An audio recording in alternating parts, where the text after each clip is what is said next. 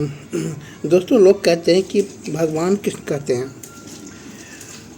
पर मैं यहाँ ऐसा कुछ नहीं कहने वाला हूँ। भगवान कृष्ण कहते हैं कि जो मैं कहने जा रहा हूँ वो खुद अपनी खोजबीन से और अपने काफ़ी रिसर्च करने के बाद एक कहानी कहने जा रहा हूँ।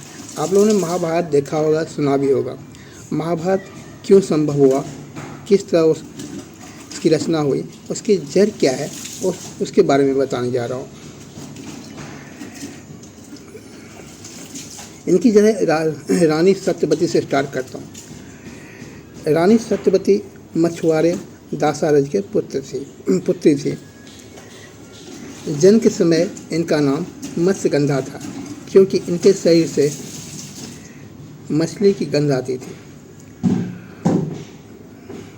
वो अपने पिता के साथ गंगा नदी में नौका पार कराया करती थी, नौका चलाया करती थी।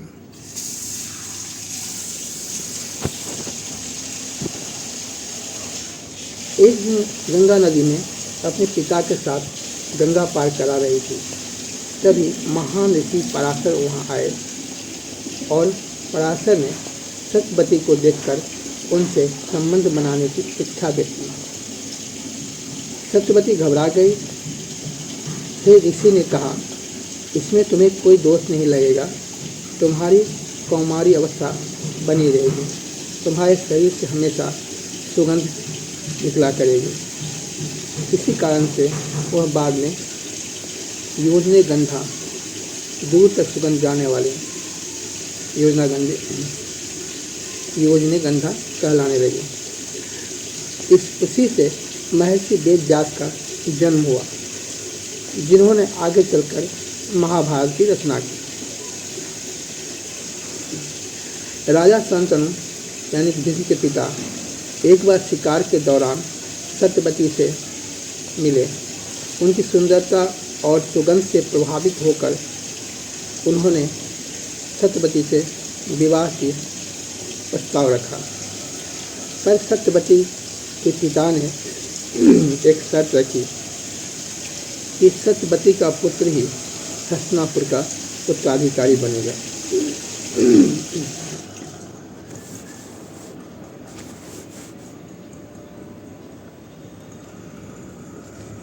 यह सुनकर शांतनु के सामने एक समस्या उत्पन्न हो गया, क्योंकि उनके पास पहले से गंगा पुत्र भीष्म थे। लेकिन भीष्म ने प्रतिज्ञा ली कि मैं कभी विवाह नहीं करूंगा और न ही सिंहासन का दावा करूंगा। भीष्म का पहले नाम देवव्रत था, लेकिन इस प्रतिज्ञा के बाद उनका नाम भीष्म पड़ गया, क्योंकि भीषण प्रतिज्ञा ली उन्होंने, भीष्म पड़ा और वो भीष्म कहे जाने लगे। फिर दोनों का विवाह संभव हुआ। सत्यवती के दो पुत्र हुए, चित्रांगद और विचित्रवीर। चित्रांगद अल्पायु में ही युद्ध में मारे गए।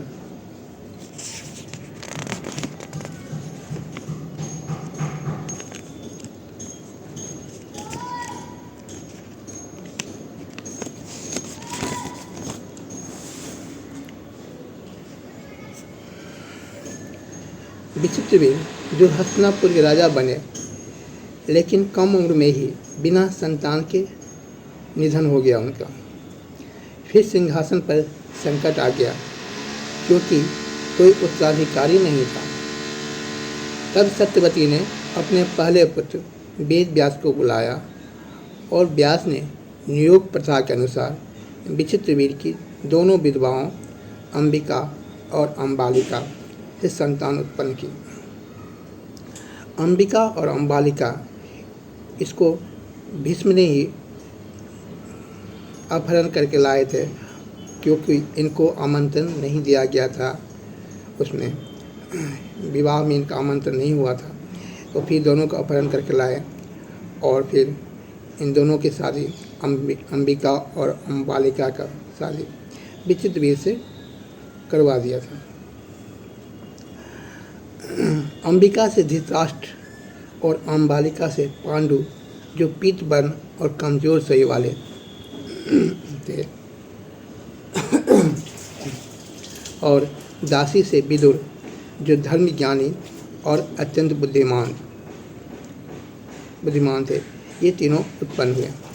इस प्रकार सत्यवती के निर्णयों से ही कौरव और पांडव का वंश आगे बढ़ा। जब महाभारत युद्ध छिड़ा तब तक सत्यवती बहुत वृद्ध हो चुकी थी। उन्होंने युद्ध का विभीषिका को देखकर वनवास ग्रहण किया और अंत में हिमालय के जंगल में देह त्याग दी। सत्यवती महत्वाकांक्षी थी, लेकिन दूरदर्शी भी थी। उन्होंने हमेशा वंश और राज्य की सुरक्षा को प्राथमिकता दी। उनके कारण ही धृतराष्ट्र, पांडु और विदुर आगे जाकर के पांडव और कौरव बने। वास्तव में सत्यवती के बिना महाभारत कथा असंभव ही होती। जय श्री कृष्ण।